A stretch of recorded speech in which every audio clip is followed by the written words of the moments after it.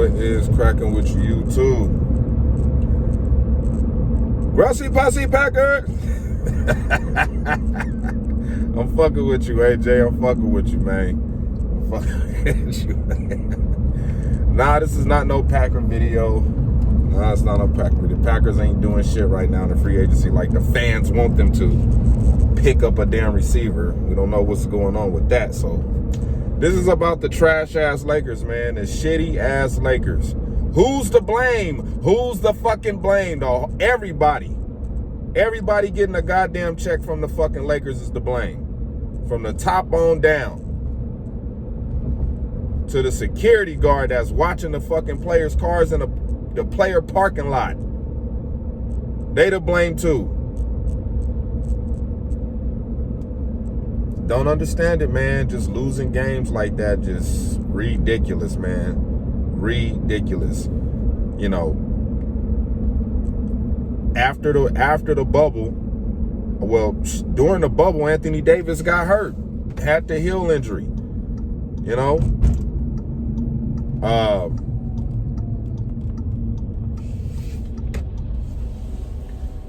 going to the offseason, LeBron James mentioned about Anthony Davis' foot being fucked up severely.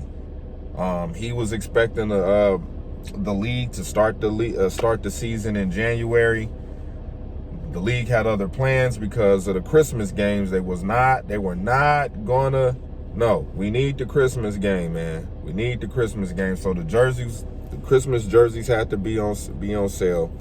They wanted that bread. They know everybody was going to be tuning in. That's why there was so many damn games during Christmas, after the bubble championship. Anthony Davis comes back, gets hurt again, tries to recover, come back late in the season. During that time of him recovering, LeBron James gets a knee injury, gets his knee ran into. I forget the player who did it. But that happens. LeBron James is out. Frank Vogel coming in here with all these crazy lineups. Like, what are you doing, man? You know. So by the time it was the chance for the Lakers to gather themselves back to being full strength, they just wasn't. You know, they beat the Warriors to get in the play-in. LeBron James hit that. Oh, I couldn't see my eye. I couldn't see when I shot the three. That bullshit. We lose to the Phoenix Suns in the first round.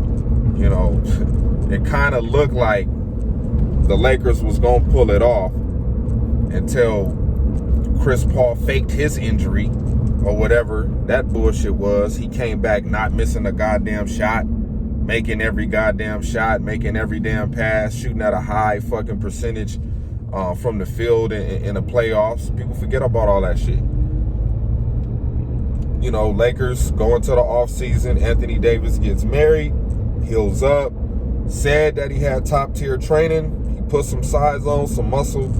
Comes in this season and gets hurt again.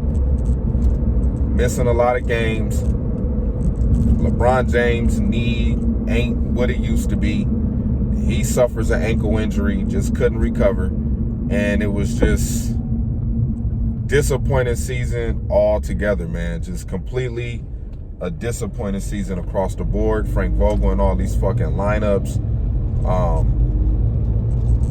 And, you know,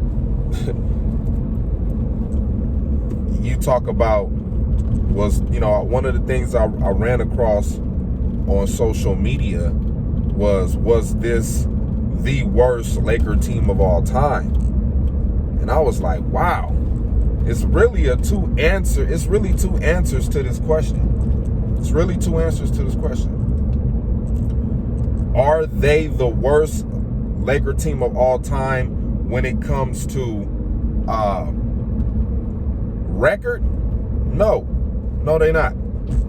They're one of the worst teams of all time when it comes to record. But when it comes to roster, hell yeah. One of the worst. The worst team of all time when it comes to roster. You got Anthony Davis, LeBron James, Russell Westbrook, Carmelo Anthony, Dwight Howard, and at one point in time you had Rajon Rondo.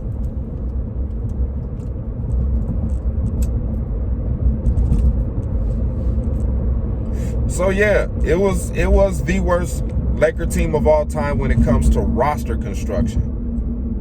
And I say that because with a roster like this, you couldn't even make the damn play-in. You couldn't make the play-in. And kudos to the NBA for doing a play-in. At the end of the season, it's going to be a lot more meaningful games where the starters will have to play, or the stars will have to play. Especially if you're trying to get in better seeding to make your path to the finals either easy, less stressful. You might see a team that's probably sitting third and they tie with the team in fourth, and they just let the team in fourth go ahead and pass them up in seeding, so they don't have to go play a team that they know they can't beat. Y'all deal with them. So it's interesting, great idea. I like the idea. You have a lot of small market teams that got a chance to break through and finally get a chance to get in the playoffs. I like the idea a lot. So keep the play in. I was against it, but now just seeing how everything just ended with this season, it makes a lot of sense. It makes a lot of sense. So these guys couldn't even make the play in, man. That is just sad. That's sad. So yeah, with this roster-wise, roster-wise, the worst team of all time. The worst Laker team of all time. And I don't think there is no stain remover strong enough to get this skid mark out of the drawers of the LeBron James resume. I don't understand how Shannon Sharpe could sit up there on TV and just say, oh no, this doesn't do nothing to him, Skip. Yes, it does. Being in a Laker uniform and this is what you produce.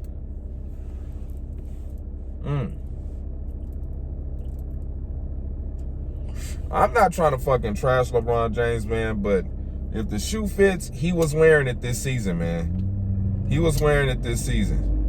Thank God he didn't go after the scoring title, man, because then it would have made it look even worse for the Lakers. For him to do all of this scoring, get the scoring title with a losing team, I'm happy he didn't play no more. I was like, man, just sit the fuck down. This'll look even worse if you go get the scoring title with a losing team that ain't even in the playoffs.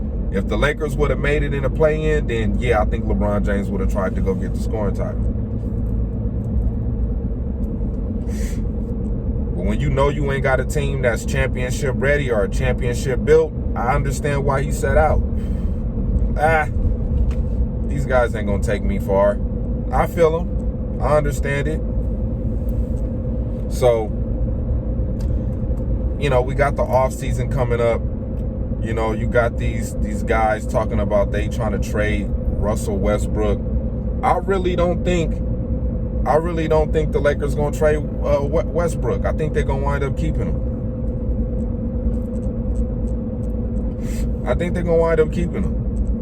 Because if anybody trades with the Lakers to get Westbrook, they just gonna dump another contract on the Lakers to deal with. And the Lakers don't want to deal with that shit. They might as well just, try to make it work next season. That's the best option for them that I could think of. Let's try to make this shit work next season. And if you get if it's not looking good during the trade deadline of next season, then start trying to find a trade. Try to find a trade, man. You might have to take on somebody's 2-year expiring contract that's really gonna fuck you when you're trying to get players. So the Lakers got their offseason cut out for them now that they fired Frank Vogel. Now they in this carousel of trying to get a new coach. And they said it's not gonna be no overnight thing. They really gonna try to find a coach. They really gonna. It's like, look, we not putting up. We gonna go through this shit the right way. We gonna really try to find a coach. So a lot of offseason shit that the Lakers gotta put up with.